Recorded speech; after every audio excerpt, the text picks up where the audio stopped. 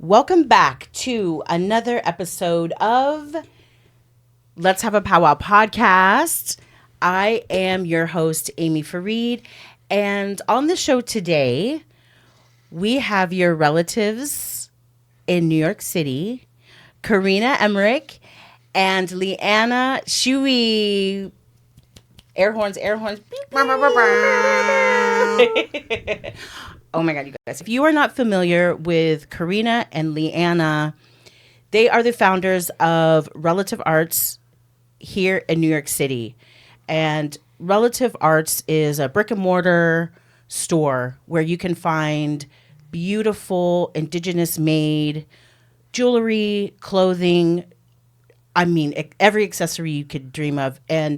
But so much more than a store, really. It is a community space that is true to that sense. It's a peer-run community space, and you guys are pillars in our community. And every guest on this podcast has literally shouted you guys out. We've all talked about you. It's been like, Relative Arts is so important to the urban Indigenous community in New York. And being here since the year 2000 and seeing the evolution and the migration of people, new people coming here, you guys have really set a bar so high. But it's also reminds me of being back home. And we have those community buildings back home. We have those community spaces where we can have a large birthday party for our family member or a special Christmas hand game. And you guys are that in New York. And I think you guys are an inspiration for this podcast because I see what you are doing and it's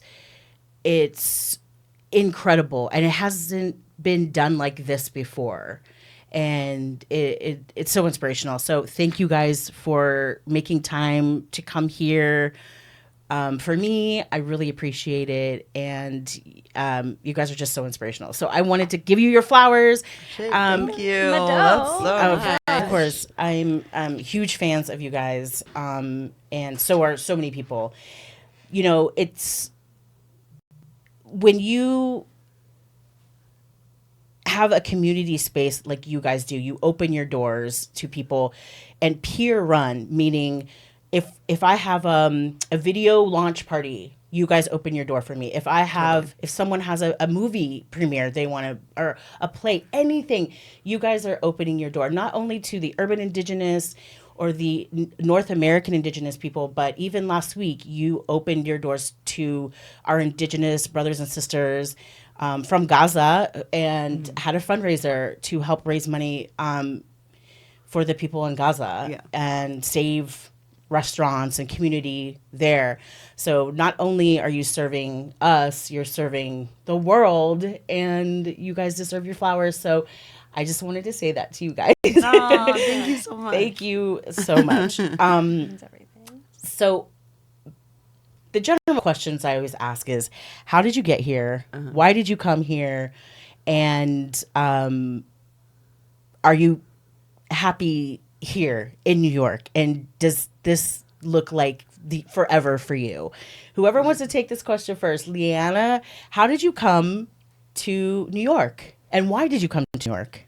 And also, where are you from? Let's tell the people. I know where you're from. Origin story. We love an origin story here on Let's Have a Powwow. Yes. Okay. So, Hesche Stanko, my name is Liana. I am Muskogee Creek. I was born and raised in Oklahoma. And I came to New York in the year 2017, right at the very end of 2017, by way of Europe, by way of Portland, Oregon, by way of all around.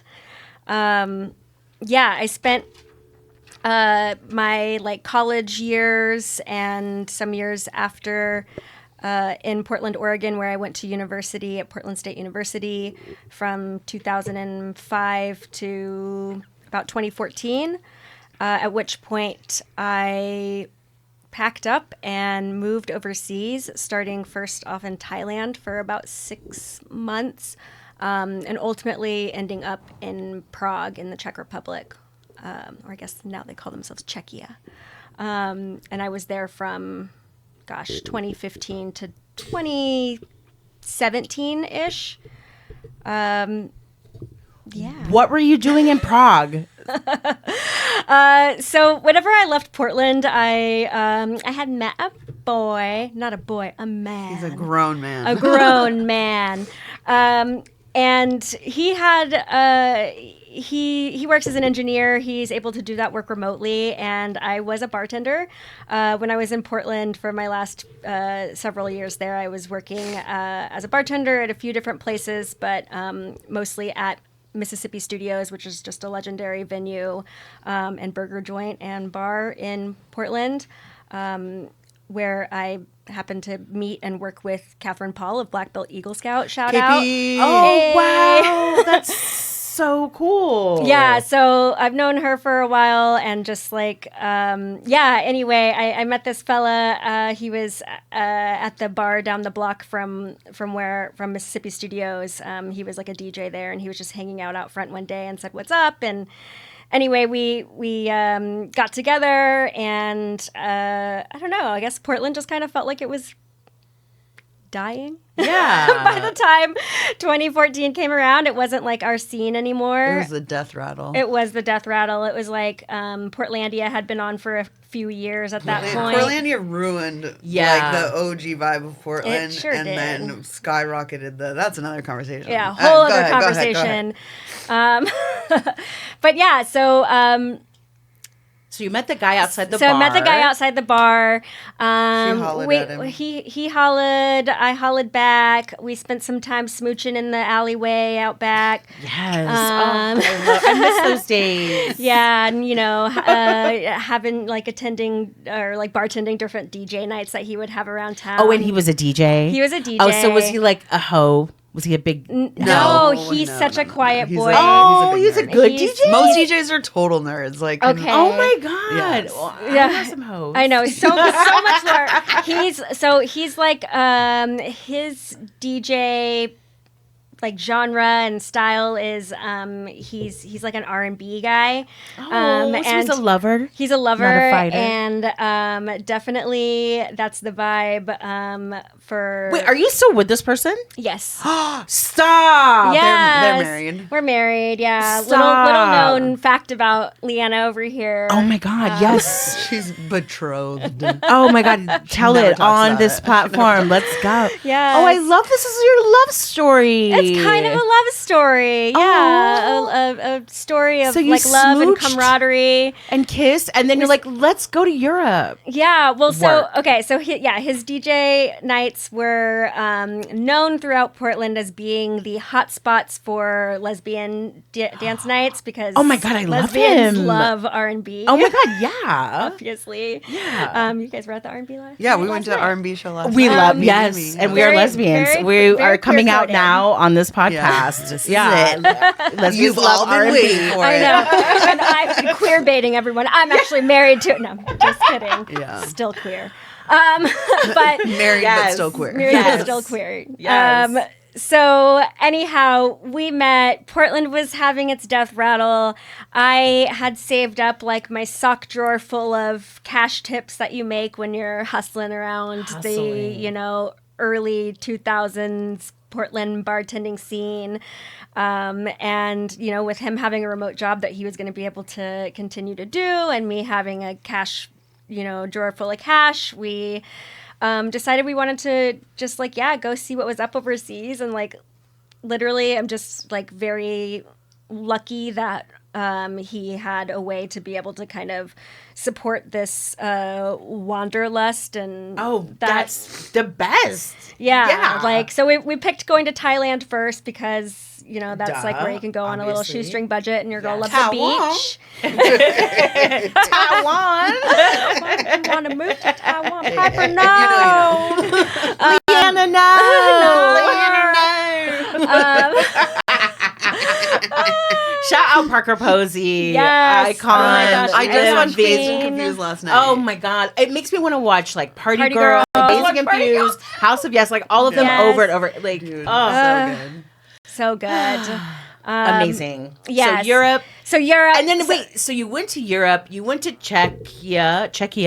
They are call it now Czechia. I need to check myself when I talk about them. How long were you in Europe then? So overall, we were there for about 2.5 years.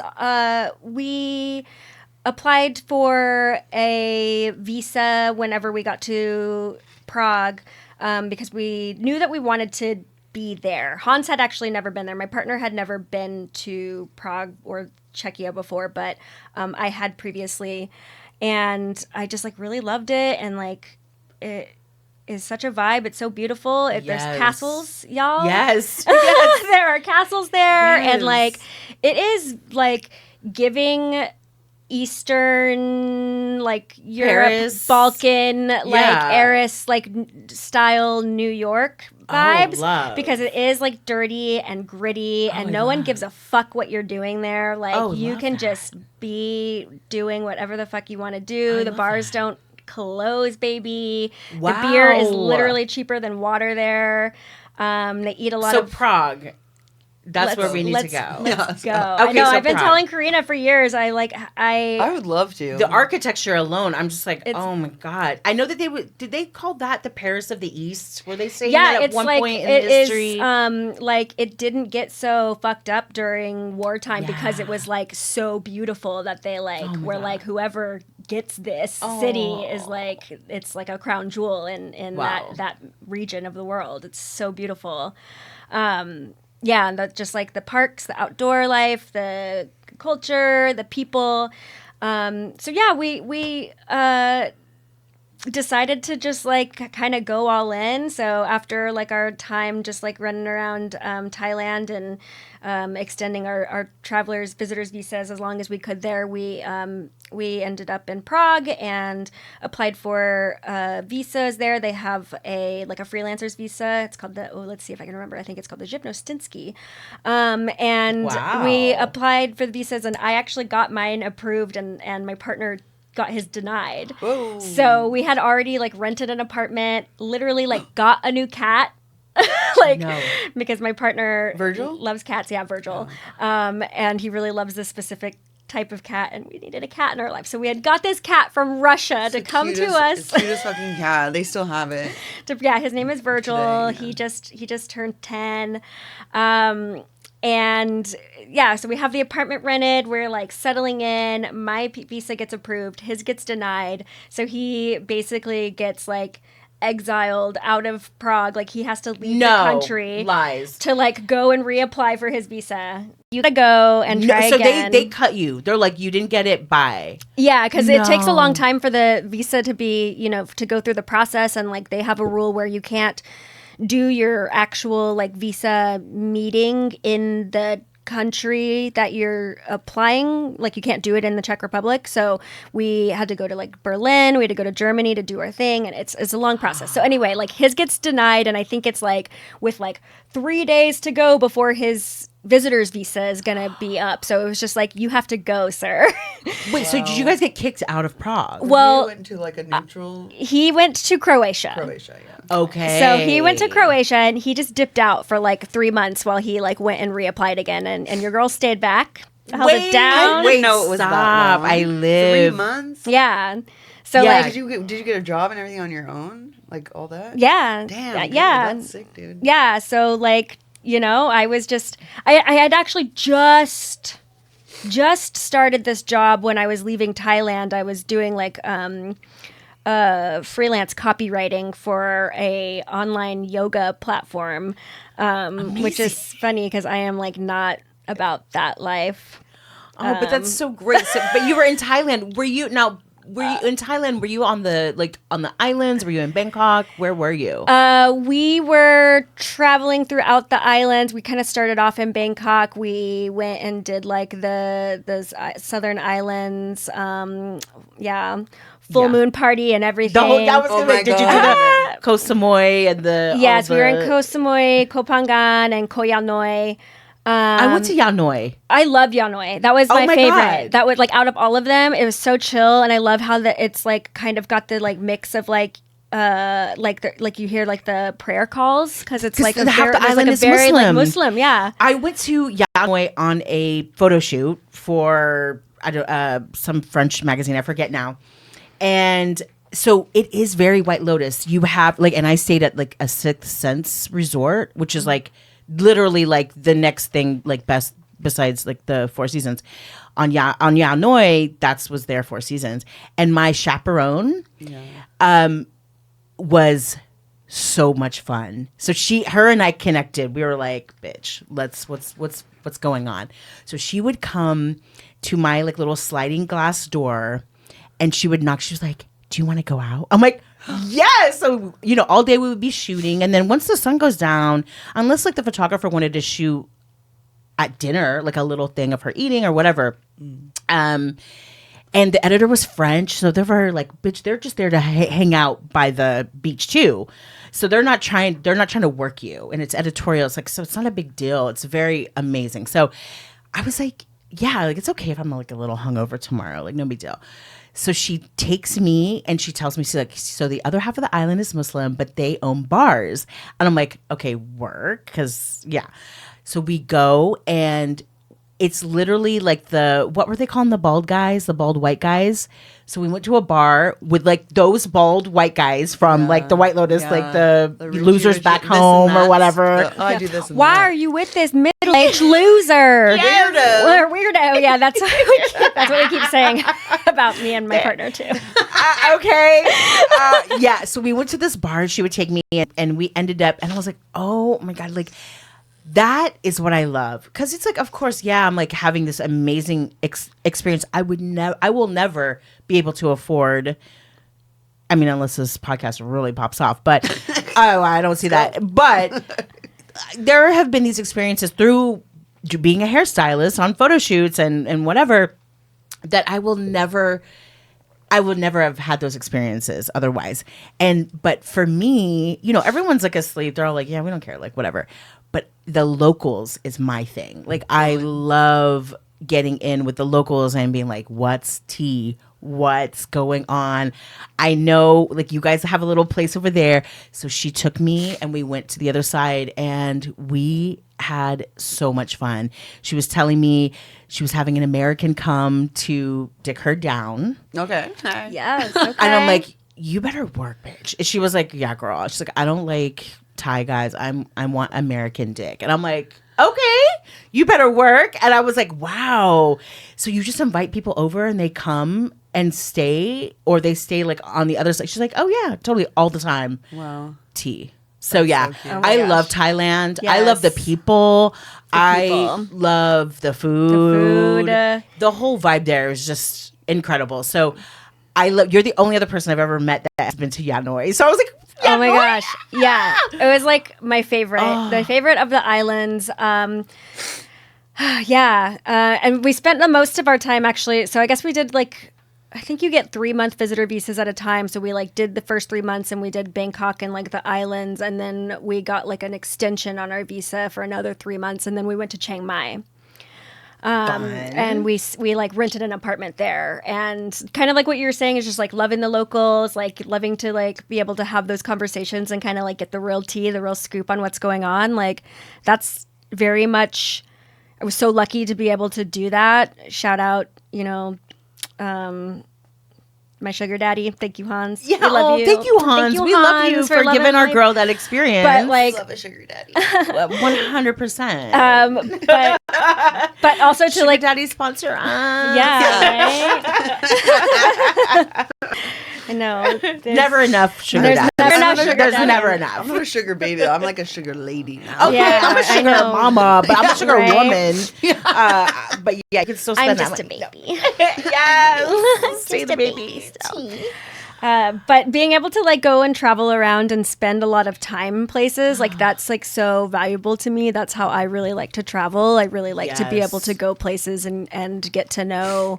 Like I don't go to places to like go to the museum and like check off my bucket list and go ride the London Eye or like any must see things. yeah in TripAdvisor. Like Right. I'm like, let's just like go and like find a spot that looks local and like eat where the locals are eating and just like kind of take things at the pace of however the destination goes. So I love that. That's amazing. So how did you get back to America then after all of this visas, denial? Yeah. Well, ultimately, Hans's visa, my partner's visa did get approved after his second application. The Croatia moment moment was successful and also like very like formative and important to our time there. While my partner was exiled in Croatia, he ended up getting an Airbnb just like, that he found kind of randomly with a Yugoslavian anti-fascist. Okay. Oh, work. No, because I read anti like I'm an anti. Anti-fascist. That's not my drag name. Wait, she was an anti, but she was a fascist. Okay, no. Sorry. Anti-fascist. Yes. Yugoslavian anti-fascist. And this was during while there was this like kind of critical moment of people fleeing Syria. Right. You might remember this all taking place in like 2015, and this is all like while this this far right nationalist like kind of sentiment and feeling and governance was like cropping up everywhere. Like all over Europe. I remember being in Europe and them saying like, "Oh my God!" It's like it was kind of like when Trump took over here. It was like this whole like infection that spread throughout. Yeah, and it was like leading up to it because that was like that was Brexit. Yeah, that was like Marine Le Pen in France. That was like all these like fascist movements like coming back up in like Greece and stuff, and they're like sinking boats in the Mediterranean Sea that have refugees on them. So anyway, we got very like him particularly that where he was in Croatia was kind of a like pass through along what they called the Balkan route where people were fleeing. So he got really heavily involved in that work. And then, I was doing the work that I could in the Czech Republic. And then when we were finally reunited after his visa was approved, we kind of had like a ongoing relationship in doing that support work on the ground and kind of like with communications of people who were passing along the Balkan route and the ever-changing situation there. Yeah. So that is all kind of leading up to what weirdly brought me back to the United States, was just kind of seeing and experiencing all of that and then also with like just the like, I don't know, that period of my life was certainly a period of escapism. It was like my time. I was already feeling the literally the day we flew out to Thailand. I remember leaving Portland and then being in the SeaTac airport to go over to Thailand, and that was when Ferguson happened. It was like happening on the TV screen, and I saw it and I was like, holy shit, I can't believe I'm leaving right now. I need to be there. Yeah. This is happening right now. Yeah. And then I kind of like, went and had my little tra-la-la escapism moment, but I'm like sitting here watching it all happen and feeling so far away, but also having these really wonderful experiences and meeting all these people, but also still, just feeling very separate from my community, which if I was feeling that already kind of in Portland, just being like, oh, I, have come up in this scene that is very, like the Portland music scene, the indie rock scene, was very just kind of like white liberal dominated. And so I was already feeling a bit alienated from that. And then I like literally took myself as far away as I could from it to go place myself into somewhere even else more like foreign, like literally.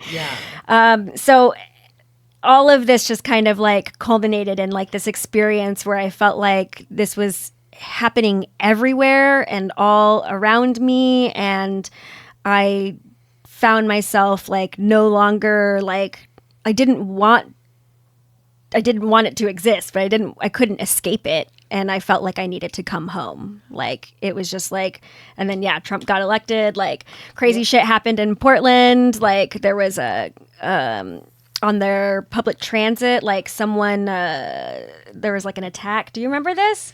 Where, like, in Portland. Yeah, the guy killed 2 people. Right? Yeah, they like it was like a box cutter or something. Yeah, it's like a guy was defending, white supremacist. yeah, like some Muslim woman, and like this person just like did an attack and like slashed some throats, and like it was just like crazy. Like things were getting in nuts Portland. in Portland. Oh, wow, yeah. And so like, and granted, Portland is built on racist values and white supremacy, so right. It's a long legacy of over being there. super white. It's like general. a white yeah, utopia. it's like white utopia, white utopia, literally. Yeah. So wow. Just this everything's stirring around in the world, and like. Yeah. So you wake up, you're like, wait a minute, what am I doing? I need to get home and do the work, and like get back into myself. Yeah. Because that's who you are, right? As an activist. Yeah. And it's becoming increasingly, like at the same time, it's like, oh, we have to apply for a visa again, and you didn't get yours the first time, and like, what are we doing? And we came home and got married. We came back in 2016 for us to get married, and then we hung out in Portland for a few months. I went to Standing Rock. Wow. But we had like a storage unit back in Berlin. We were going to move back to Berlin, but then I went to Standing Rock for a few weeks, and, just like it all just continued to kind of pile on. And so I thought it was bad having a storage unit on 121st Street, but you had one in Berlin. yeah, right. So that we ultimately did have to go back, and we spent like maybe 6 more months kind of like tying up our affairs and getting the stuff out of storage and moving back to the States. But then I came to New York.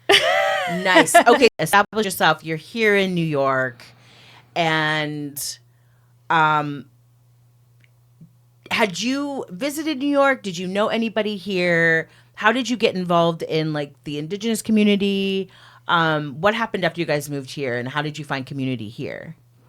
So I had been to New York one other time on tour with my rap duo. Wait, Liana, stop. Well, okay, I cannot believe that you're actually disclosing that information publicly. Take it to the mic. We need this tea immediately. No. Wait, Liana, back the fuck up. Tell me everything right now. Okay. Well, you have I know. to Wrap it. Cat bag out separate. Freestyle now. Okay. Go. Well, so this it was a very unserious rap duo that I was a part of for a few years in Portland. Me and my good friend and creative partner Megan Spear, shout out Madam Moneybags. Madam Moneybags. That's what she went by. I'm MC Eenie Meenie. Together we are Bitch Slap. Let's go, Bitch Slap. That is a tight. I love that name. That was the duos. That was the name. Oh my god, that was us. We made a music video. We played some shows, and do you play any instruments? These days I play guitar. Okay, but back then were you like I played DJing? drums. I was in a band and I played drums. I'm a jack of all, master of none kind of multi-instrumentalist. Yeah, but you were rapping. My real passion and instrument is my lyricism. Your words.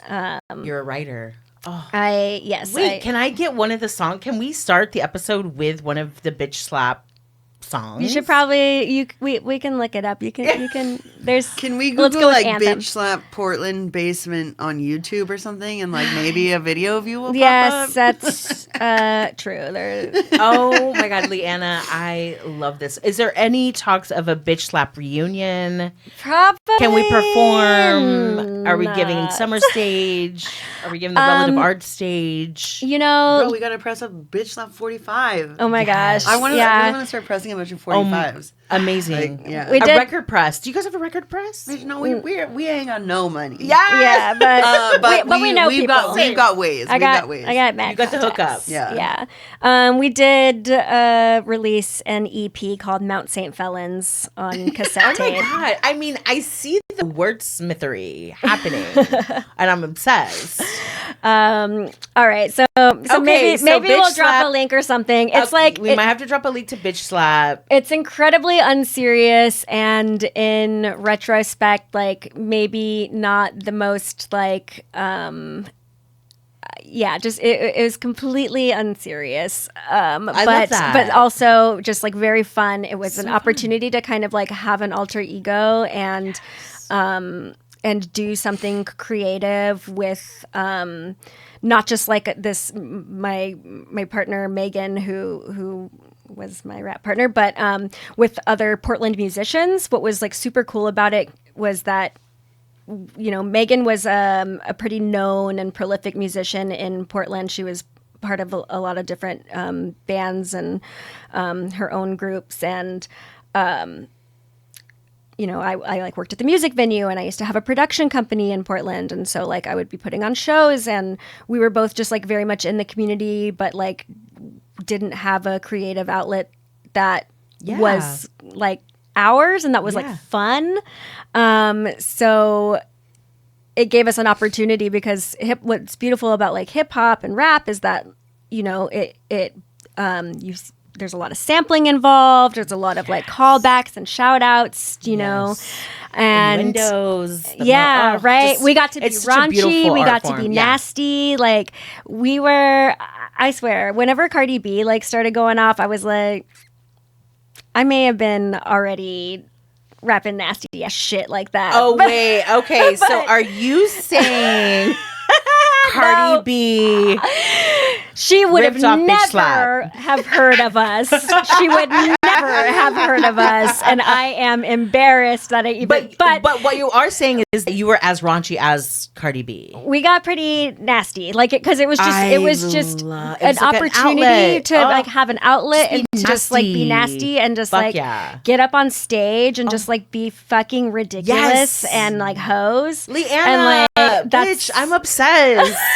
Like, really. That was just like the vibe of the time, and like no one was really like, because Portland is such like a rock and roll, like think Pacific Northwest, Totally. like alternative rock, Totally. and like there wasn't a lot of that coming out at the time in that space, so it just like felt so fun to be able to do and to be able to collaborate with these other producers and artists in Portland, because we got to be like, hey, like just hitting up our homies like, hey, you want to make a beat and we'll like rap over it. So we got to collaborate with all these and really everyone great wants musicians. to make a beat. Yeah, it was super fun. Like all of our songs, we've only got like 6 or 7 songs. They're all very different, and like maybe 2 of them are like self-produced, and like the rest of them are just like beats that like were made by our friends and other musicians in Portland. And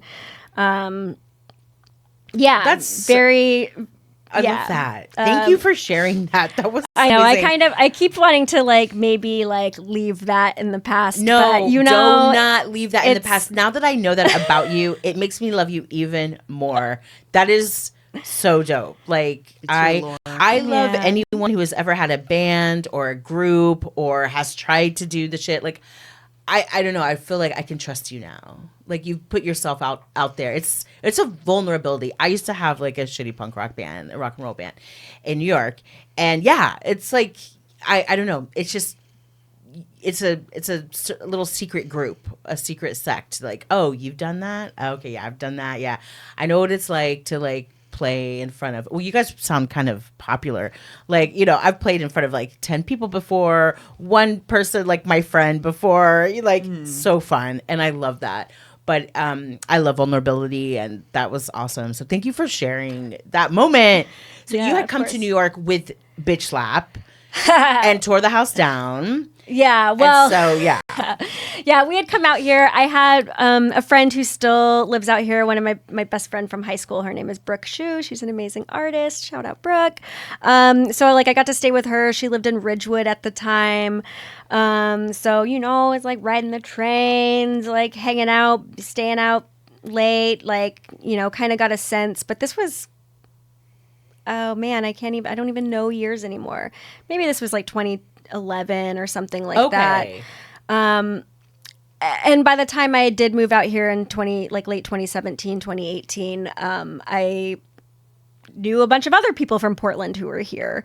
My friend Kevin and my friend Holly, who I worked with both of them at Mississippi Studios. Like there were some people I knew out here, so I didn't come in like totally you know, without a little bit of a cushion of friendship, because I moved here when I was like 30 or 31. So kind of at that time when it's like, I'm not, new friends don't come so easily once you reach a certain age, you know? But I found my Native community the way all Natives find their community. At the powwow, y'all. Hey. Your girl was on Facebook. I found the Sunset Park powwow. Oh my God. I went out there. And I saw like a little flyer for a gathering at the American Indian Community House back when they were still down like on the Lower East Side. Eldridge. On Eldridge. And oh yes, we know about the Eldridge Street. Yes. My first episode, we talk about the Eldridge spot. So that's how you found your Indigenous community. So, Korina. Yeah, hi. You are not from New York originally. Correct. Where are you from, and how did you get to New York? Okay. Well, Hatzlachel, Korina Emmerich Zietstadt. What's good? My name is Korina Emmerich. I am Puyallup. I'm originally from the Pacific Northwest. I grew up in Oregon. I grew up in Eugene, Oregon, and most of my family on my father's side, my dad's side is Native, live in Washington State. And I grew up with my mom in Oregon, going back and forth all the time, you know, as like us like 80s divorced kids do. So fun. But yeah, like that's where I grew up. Yeah, how did I get to New York? It's a not as crazy a story as Liana. But I you know, growing up I was like a dumb punk kid. And Same. Yeah, like super. I always say I wasn't a bad kid. I just did bad stuff. Yeah. So actually, like my mom kicked me out when I was 17. Fun. So fun. And I lived in my boyfriend at the time studio apartment. We called it the box because it was literally just like a room. And we didn't have a phone or anything. We would have to go to the Albertsons across the street to use the payphone.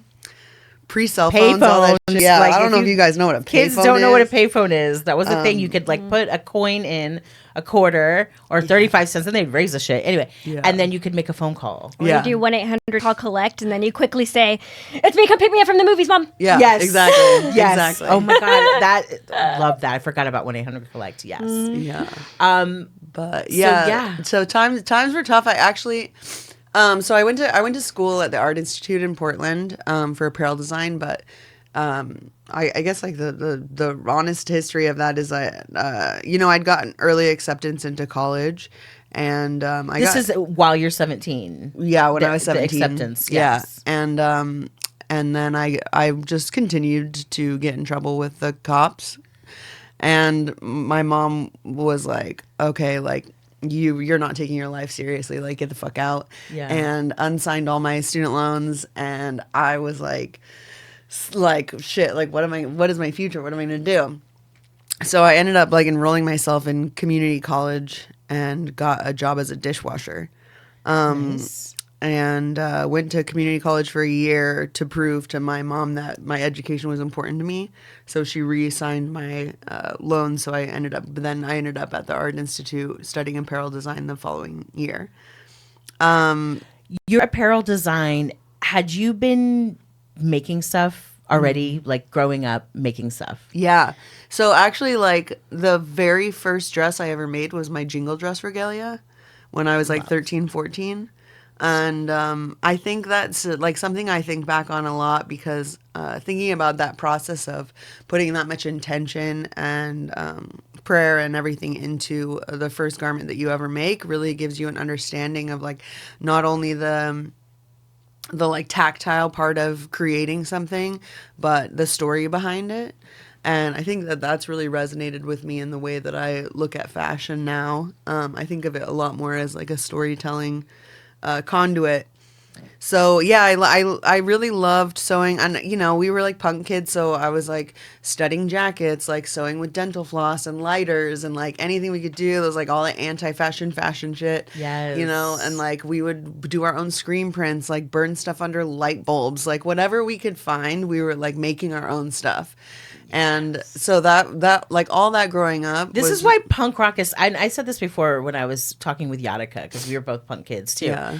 Like you have to be. I feel like it's so good to be a punk kid. Yeah, because you're creative, really resourceful. Yeah, I remember bleaching my first head of hair because we were like 13 or 14 and my mom was going to let me do this, but I don't know, maybe she would have, but definitely my friend's mom was not like up for this. So we went to like a Taco Bell bathroom and bleached hair in a bathroom and like rinsed it there. Like, you know, you're resourceful, but you're figuring out, like cutting things, sewing, learning how to sew or whatever you think, patchwork. Yeah. I don't know. I just think everyone needs to be a punk because it kind of, and then also just socially too. And when you're that time when you're a punk rocker, for me, it was when you realized, oh, the world is so fucked up. Yeah. Like the way it really is set up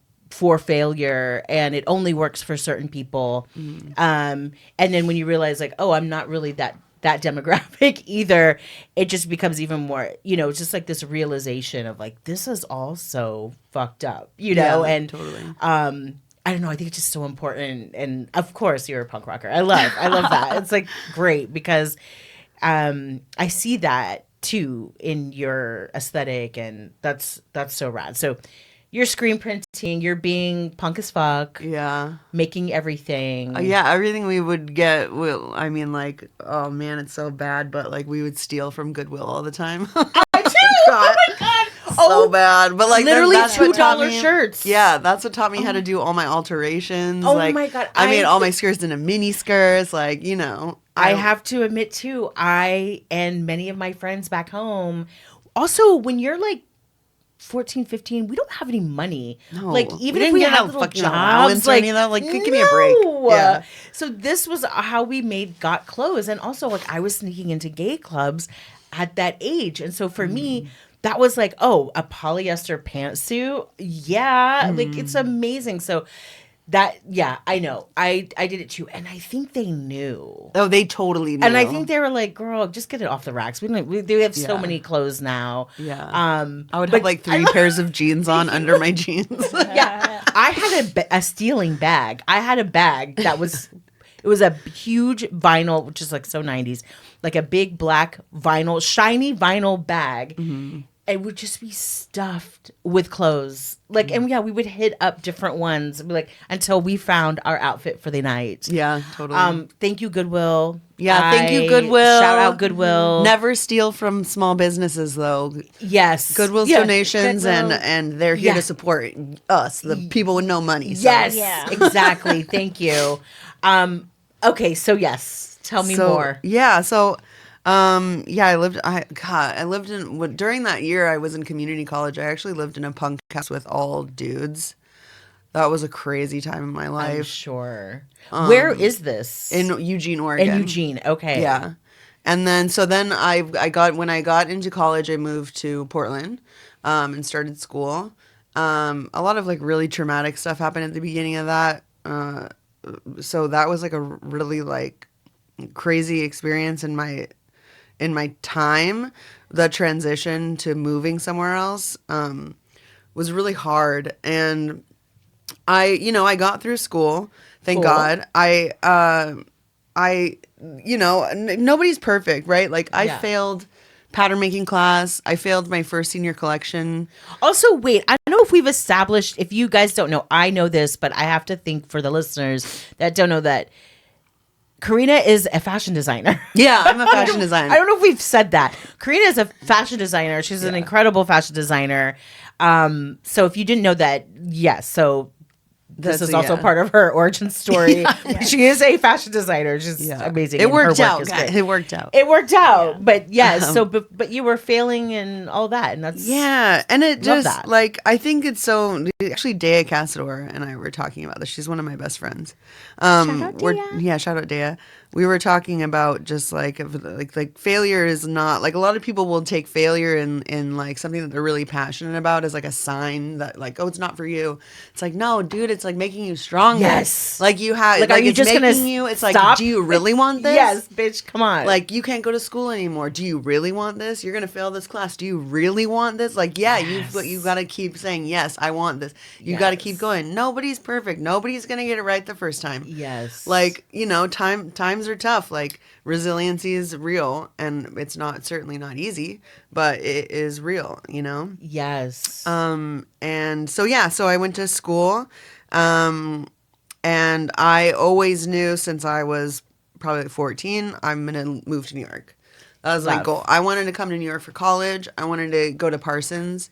Yes. The tuition was astronomical at the time, which is like nothing today.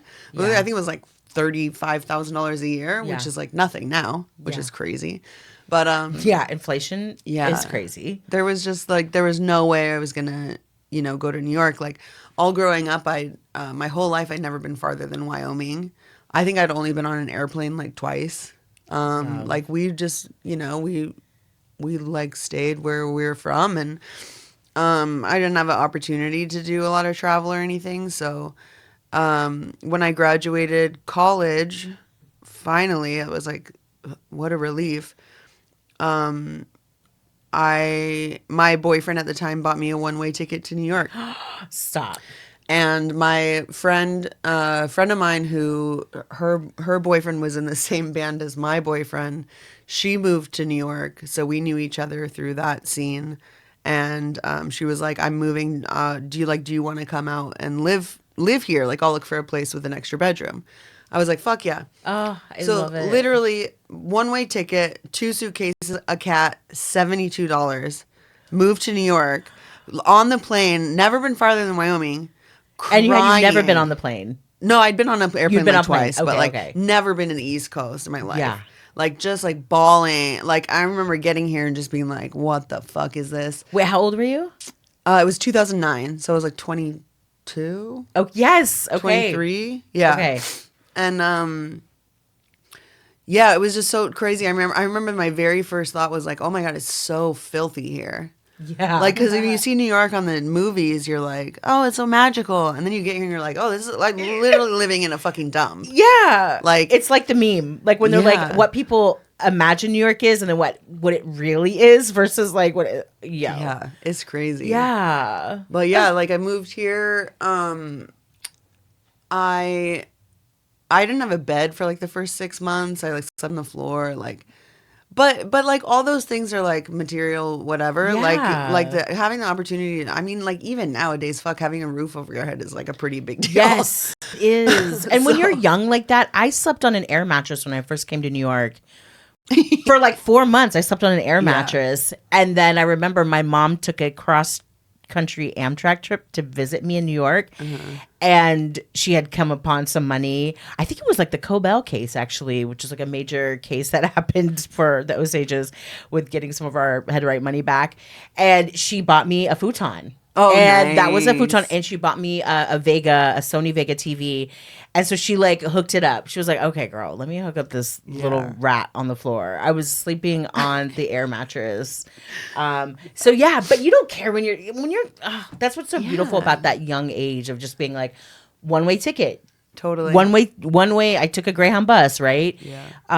From Wichita, Kansas to New York, and there was no other. Right? There was no looking back. Yeah. There's no other options. It's a bitch, you're going to make it here. Yeah, this like, is it. There was like in my head, no one's there gonna was come and no save other us. like, It wasn't like maybe here, maybe here. It was like I'm moving to New York. Like that's what I'm supposed to do. Yeah. Like even like growing up, I'd be in high school and like I always had like, like the white cat eye glasses or like the, dress all up in my fucking like Doc Marten brogues and everyone would be like, you don't belong here. Yes.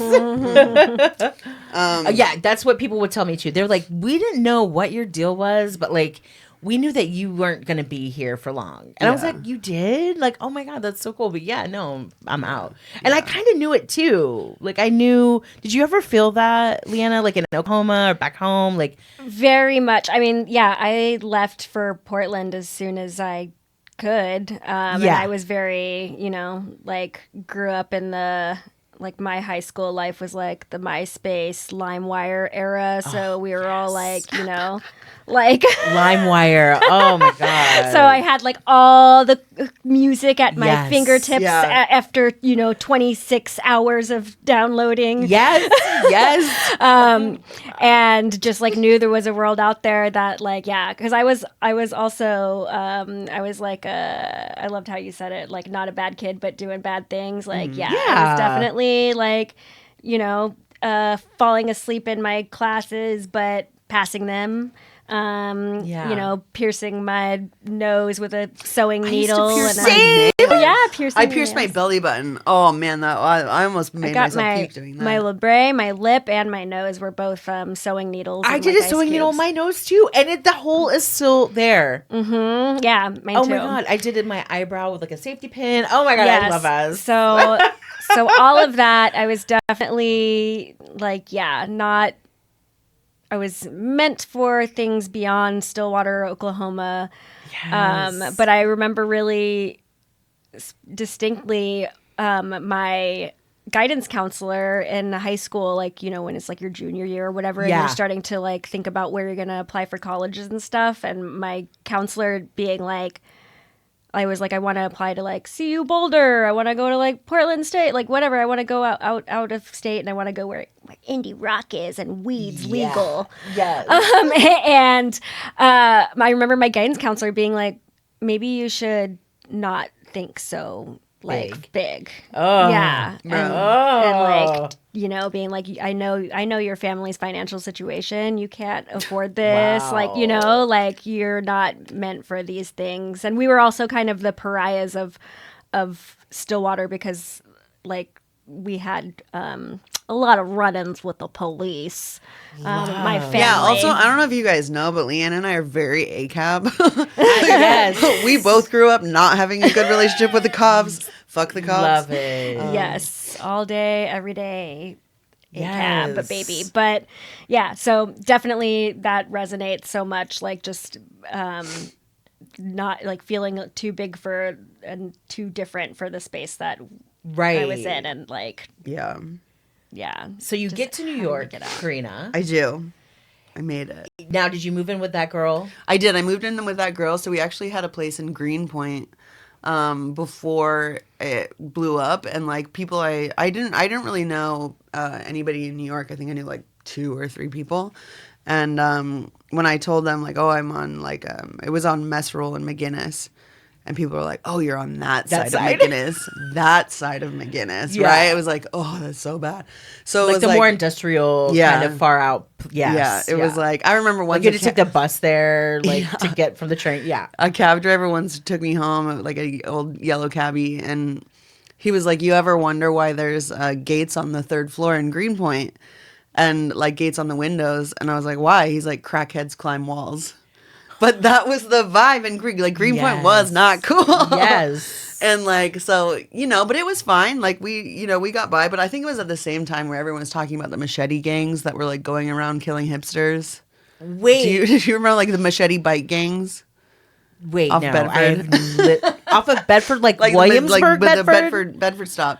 This is what? Like what? 2009. What? No. I remember I was in hearing Bushwick. about it. I would have, was I the machete gang? Maybe you were in the gang.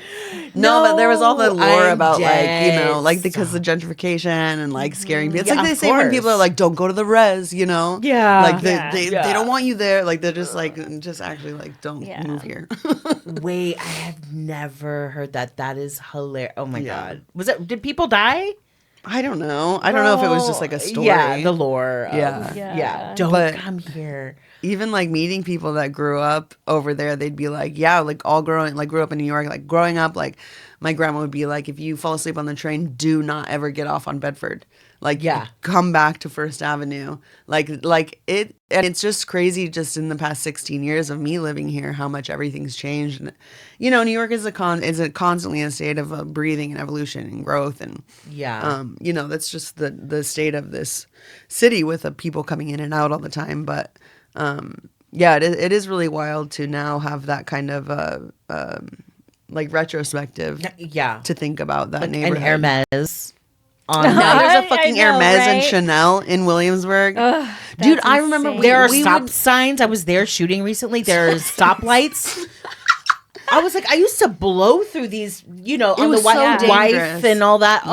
Oh no, it's Yeah. insane. We never saw dudes in suits. I remember the first time I saw a dude in a suit in like Greenpoint, Williamsburg, and we were like, Yeah. what the fuck? Yeah. Oh yeah. And now that's it's- all it is. Like now you have to be fucking. Now Bushwick is like rich. all yuppies too. It's Yeah. like that's how New York is. You just keeps getting pushed out further and further and Yeah. further. So maybe we should bring the machete gang back. Yes, let's start it. Machete gang. This is it. We're heard it here in first. Exactly. So I did that. I worked in retail. Most growing up was my job was doing retail or restaurants. You were in New York. You're hustling. Are you designing anything? Yes, I was. I was designing. One thing that I remember really thinking a lot about was being so self-conscious about the clothing I wore here, because I thought everybody was like very judgmental, and it was like in the time where like designer bags were like everything was like a status symbol, So Yes. I would be like I wouldn't buy anything like inexpensive, like fast fashion. So my thought was always, if I was going to an event or I got invited to something, I would either have to wear something I made or something that's vintage. So I would make my own clothes a lot when I would get invited to different events or parties or whatever, so that if anybody was like, oh, hey, I like your dress, thanks, I made it. Like, you never know who's going to say Yes. that. So I still have that mentality when I do anything. But so I was making myself a lot of clothes. I started working a lot with like deerskin, leather, and tanners that, bro, like fucking Indigenous eBay. You know what I mean? Right? Like, we used to get everything on eBay, like conch belts, leather from tanneries, like everything, like before, like you could really shop online everywhere, before like Sharp's Indian Store, like all these Yeah. places, like we would go on eBay. eBay. Yes. Yeah. We would go on eBay. So like you buy your fucking quills on eBay. Yeah. So yeah, so I would get a lot of my materials through eBay. But yeah, I started working a lot with like deer hide, and started wanting to explore more of that. And then I started developing the idea of Emmy Studio, which is my brand now, EMME Studio. And I had actually, before I left Oregon, went through the application process for Project Runway, and got all the way to like the top 30, I think. And then they were like, we think you're still very young, because I just graduated college. Yeah. We think you're still very young, but like, please come back. So it was like a couple years later, then after I had moved to New York, because I thought Project Runway would get me to New York. That was like a Right. big part of why I wanted to do it, because I was like, Yes. then that'll be the first time I'm ever in New York, is because they got me a ticket. So you apply. Project Runway tells you you're not there yet, and then so Project Runway is not bringing you to New York. You get here. Yeah. You're designing. Emmy Studio is created. Yeah. And then do you revisit the Project Runway idea?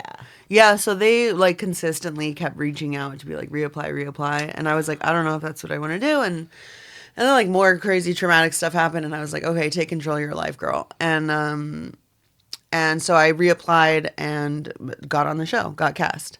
So I already was living in Brooklyn. This is when I was in Greenpoint.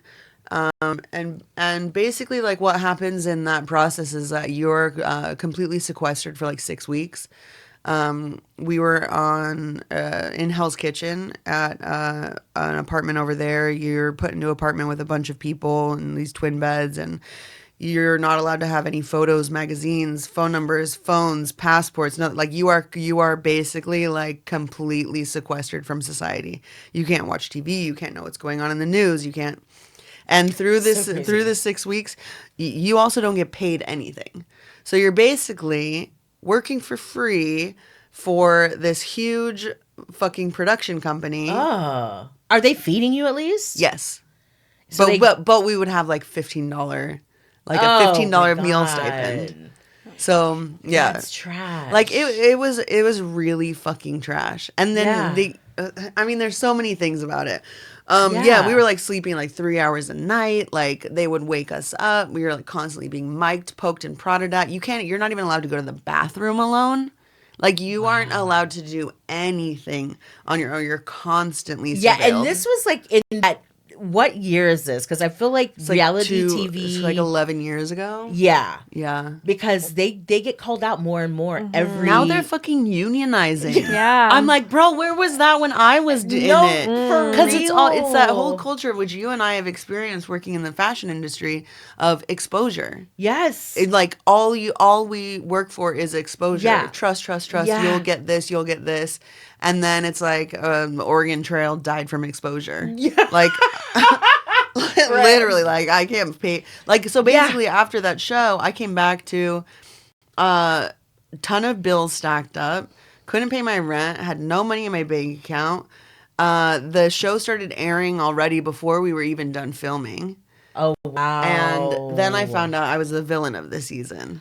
Work, but we love a villain. We love that's tea. That's tea. Wait, so I've never seen your season. Okay, good. But can we watch it? Can we go back? I love a villain. I'll let you guys know. It's been long enough for me now that I really see it as like a different person than me. Like, it's like outside of my body completely. Yes. But yes, I was on season 13 of Project Runway, and I made it to like the top 6. Work. Wait, but why were you the villain? Were you just like speaking your mind? Were you just confident? Yes. I also, because the editing, there's a lot. The editing did not Blame it on the put me in a edit. good light. Blame they it on also the cut edit. out anything about me that was like personal or relatable. So like any phone call I had with So a they family just member, they turned cut it you. out. Anytime I talked about my family, they would cut it out. Like, anything that made me like relatable. Yeah. And also, I'm like, I can have like resting bitch face, and I also speak kind of monotone, so people just automatically fucking hate you. Yeah. And I'm also pretty. Yeah. And she's people a babe. extra hate you. Yes, she's a baddie. Hello. No, but it's true. And I'm also crazy. So I lost my fucking mind on that show.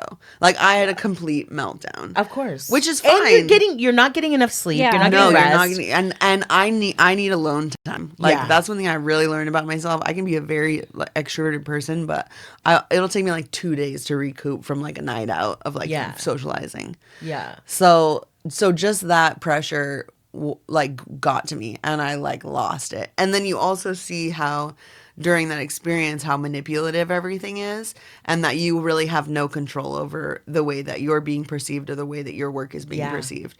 And we found out during filming that the people who are getting kicked off were predetermined before you even showed, so that the judges would know who to be like, we don't like this, because they would be like, oh, Alexander's getting kicked off this episode, so they'd be like, we hate your look, and it wouldn't even matter what the look was, you know. Oh wow. So there was a lot of that, and just the fact that it started airing before we were even done filming that's how formulaic it is. Yeah. Everybody on the show is cast as a character, and your character has a certain arc, and the way that they edit you is based on that character. Because they're not like reviewing the footage and being like, how should we do that? They already fucking know when they cast. Wow. They already know. That's why they kept calling you back. They kept being like, "Come on!" They tried to because they get were me like, back "We to go need to this All crazy Stars, like, bitch on." years and Wait, years and wait, years and wait. years. They have an All Stars? Yeah. Okay, so RuPaul ripped them off, or they ripped off RuPaul for the All Oh, I think Stars? Project Runway's had All Stars for like a Probably while. so. Wow. They like even like. Girl, I kind of- think it's time to go back. No, no, it's been too long. Nobody gives a shit about me anymore, No. except the trolls on Instagram. Have fun watching the show, bitches. I hope you enjoy. It's only getting better from here. That's why I need you to go back for the trolls. right. I need you to go back because it's not fair. And I love that you're exposing them because that's real shit. Yeah. And that's what really happens on reality TV. And it's not right. And you don't get paid anything. Yeah. And these huge $1 million fucking TV studios, movie studios have money. And they're making so much fucking money. Gold-plated exploitation of labor. Oh, 100%. And that is what the fashion industry is built on. Yeah. So it's 100, not yes. surprising. It's happening here. It's happening everywhere. How did your life change after Project Runway? Yeah. So the one thing that's really interesting is like on the show, you know, like the top 4 designers or whatever go to New York Fashion Week. And it's like, that's what everybody's striving to do. Well, because when the show is airing, when New York Fashion Week happens, it's during a certain point during the show airing. So actually, in reality, real reality, the top 9 designers go to Fashion Week because the audience can't know who the final 4 are. So I was in New York Fashion Week. It just wasn't aired on TV. So you're still showing to the exact same audience, buyers, everything, magazines, everything. Nobody knows. So I showed my collection, which was a lot of leather weaving. And I was like, I'm not even going to do it for the TV. Like, I'm going to do what I want to do. Yeah. And so I put out this collection and got picked up by Lord and Taylor. So Amazing. I was the only one out of that Okay, so group. that was the exposure. Yeah. They're like, okay, Yeah. but you got this. Yeah. Right. So I was the only one out of that group that got a department store deal. And Iconic. yeah, I learned so much from that experience. But that's when I started working in nightlife because I had to have a job that I could do all night long in order to pay for production, because the department store will give you like half the money up front to start production. But because I was doing a small production run, I'd have to pay sample prices for every garment. So my costs were astronomical. I Wow, lost so sample prices? Yeah, so I was Ooh, paying 'cause like that's more expensive. $200 and something a jacket. Where like, but because I was having everything made on 37th Street. But if I like outsourced it all to like China, Yeah. which we're all learning now in Hello. this fucking tariff economy, Yep. how much they Cheaper. control that market. Yeah. And so my prices were too high. I couldn't compete with other mid-level contemporary designers. I went $5,000 into debt from that collection. I didn't make any money. I went $5,000 into debt because I decided to change the zippers, and they were like $1 more. You know what I mean? But I was like, I can't put this on the floor if it's not like, because my commitment to quality was so high, and like my idea of like what I want, how I want myself to be perceived through my work, does not match this fast fashion model that we are as consumers are so accustomed to. So I was with Lord and Taylor for 1 season. Learned so much. It was like an incredible learning experience. The thing that I took away the most was that like, this is not what I want to do. So I was like, I'm going to slow down and do made to order. And so I started making literally everything with my own 2 hands because I have that skill. Slow down production. I would do some things like have t-shirts screen printed, little things like that, but mostly everything I was making myself. But through that choice, I started getting a lot more recognition for the quality of my work. And I never wanted to be somebody that was just like selling out to make coin, right? Like that's never you're still been a punk rocker. Yeah, right, Still exactly. that punk Still aesthetic of like, you're not a sellout. Punk's not dead. And you have your morals, and that's so important. Slow fashion is so important that we have someone like you in the public eye that is a driving force for slow fashion. Yeah. Because it should really be the norm, and it unfortunately is not. And we're seeing the effects of that with our climate. Fast fashion is so bad for the environment. And you have proven that it is possible to create and make things with your own hands. And did you start getting orders for, I mean, you have a website online, people can order. Are you still producing clothes? Yeah, I not as much.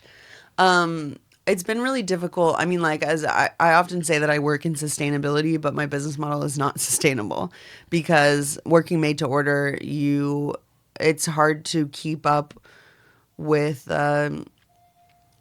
any kind of like a monetary stability, I guess. Yeah. So I'm not cutting like 200 coats and selling them. I'm cutting like one and selling it like one a month. Can I pay my rent doing that? Fuck no. Yeah. But it's just such a nuanced conversation when it comes to the fashion industry because it's so fucked up. I can't think of a better word. But it's just like so deep in the problems. Yes. That it's almost like, like when people say it's easier to imagine the end of the world than the end of capitalism. Yeah. And Yes. that's kind of how I feel about the fashion industry. Yes. Like I it is agree. the second largest industry under big oil. Yeah. And they work hand in hand, bro. And Your really- polyester, it's fucking oil. It's all oil. Your vegan leather, it's polyurethane. Vegan is a marketing tactic.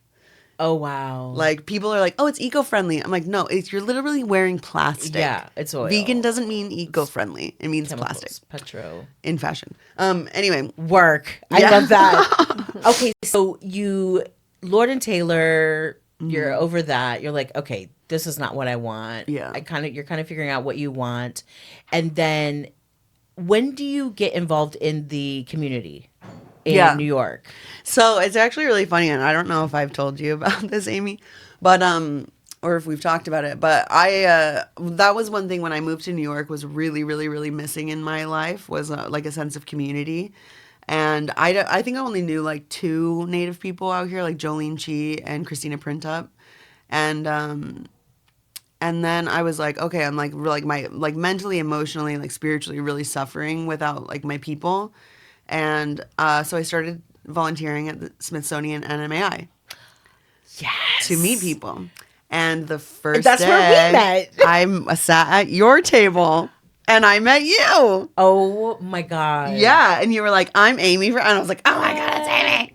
Was that when I was on a panel? Yeah. I was and on a I think panel. Neil Perkins and like, Yes. I was working with Maria Hupfield. Yes. And so we met at the Smithsonian fashion panel, which was such an amazing momentum that was happening in Indigenous fashion at that time, right? Yeah. It was like there was a book about it. Yeah. There was like the big Peabody exhibit. And it was like, oh, okay. And then Jamie Okuma with the boots. And there are these exhibitions going around. And it was all like Native Fashion Now, right? That's what it was called. Yeah, it was like the first time Indigenous fashion was really put into the spotlight on like that level. Yes. Yeah. And so you found community through the Smithsonian. Yeah. So basically what happened was I started doing that and met people. I knew Jolene Chi, who is an amazing Dene designer here in New York City now. And I found out about the powwow that was in Manhattan. That was like for the first time in like 198 years or whatever. And I missed it. And I reached out to Jolene and I was like, bro, I can't believe I missed this powwow. And she was like, well, we're doing a women's talking circle at AICH. Sent me the flyer. Same fucking flyer Liana saw at the powwow. And we met at that meeting. Oh my God, love. And it was like 2018, maybe like a year after she moved here, right? Yeah, it was about 1 year after I moved here, into 2018. Yeah. So, wow. So you guys met at the American Indian AICH, Community House. Eldridge. Yeah. Yep. Oh my God, at the Eldridge spot. Same with Nicole Wallace. Same with Jolene Chi. Same with Maria Hupfeld. Stina Hamlin. Stina Hamlin, like just like an amazing OG group, and some bad eggs were in it too. Okay, love. But you guys, We've been through a lot together. oh my god, yes, you guys have. I know. Our like kind of just like shorthand like reason why we fucked with each other is because like, you know, we run from the cops together. Yeah. Like, you know? Yeah.